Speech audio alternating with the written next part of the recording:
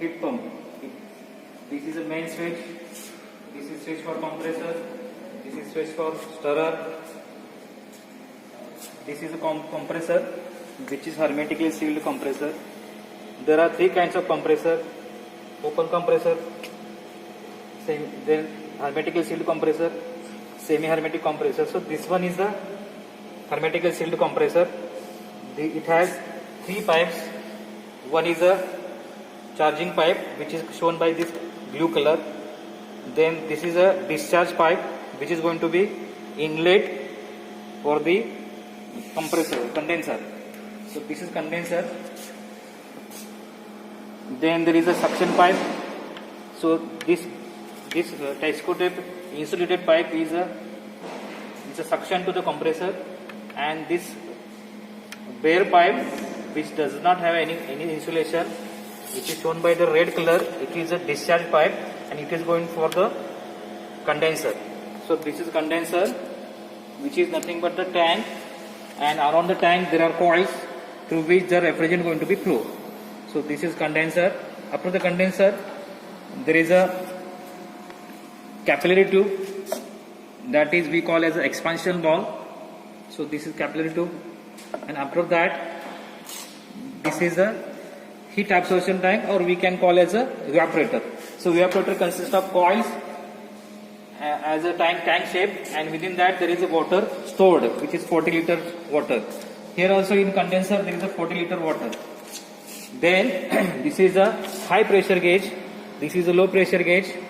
So when the experiment will start, ensure that the pressure gauges shown by both the pressure gauges should be same, and it is above 50 psi.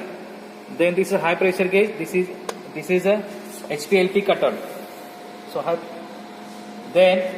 when the experiment will start, the pressure gauge shown by the high pressure gauge should be more than the low pressure gauge. Okay, then before we start the experiment, measure the temperature of water in both the tanks. This is a heat rejection tank, this is a heat absorption tank. So measure the temperature of water by thermometer. Then take down the pressure gauges, suction pressure gauge, high pressure gauge.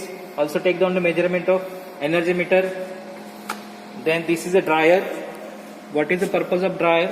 It will dry out any external material or water vapors are there. It will dry out and it will send the clean refrigerant.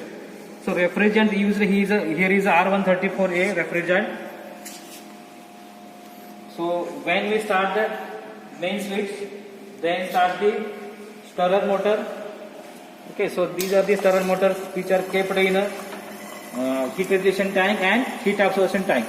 So what is the purpose of this stirrer? Say it is used to stir the water which is stored in the heat rejection tank, so that there is a uniform cooling or heating of the water. Okay, so how this stirrer will work? Stirrer is nothing but the kind of pump which will take the water from the bottom and it will release the water at the top. So likewise here and likewise there also. So these are the stirrer motors are used for the stirring the water. Then this is a temperature indicator. So at a simultaneous point or continuous point, there are thermocouples attached throughout the system. So first of all, I will show the thermometers, the thermocouples. So first thermocouple is at the discharge pipe. So it is at the discharge pipe. It is somewhere there inside. Then it will go to the condenser, which is nothing but the heat rejection tank. Here it will take down the temperature of water. So this wire shows the thermocouple wire. After that, it will go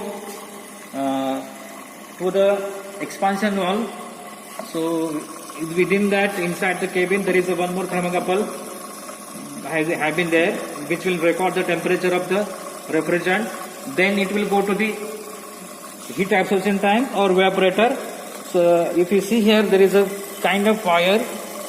It is placed over there, and at the end of this wire there is a thermocouple which will measure the temperature of this water or record the temperature of this water. So likewise, there are thermocouples are placed at a regular interval, and they will take the measurement. So when we start the experiment setup, we have to take the temperature of water.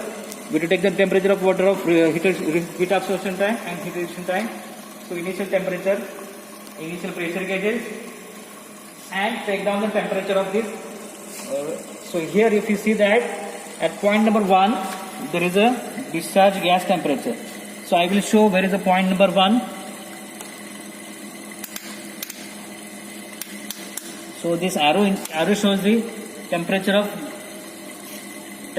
the point at discharge gas temperature.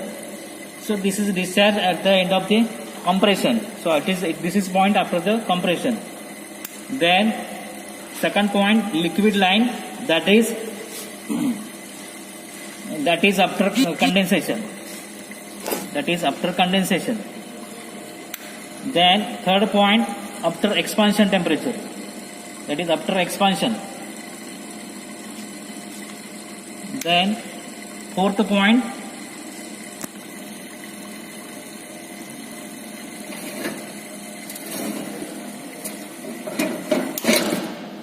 this is fourth point is suction gas temperature.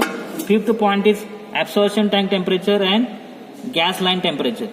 So these are kept inside this chamber, which will record the temperature of refrigerant continuous line.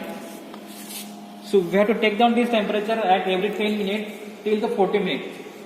So this is all about this setup. And before we start this setup, I mentioned that this is kept at level.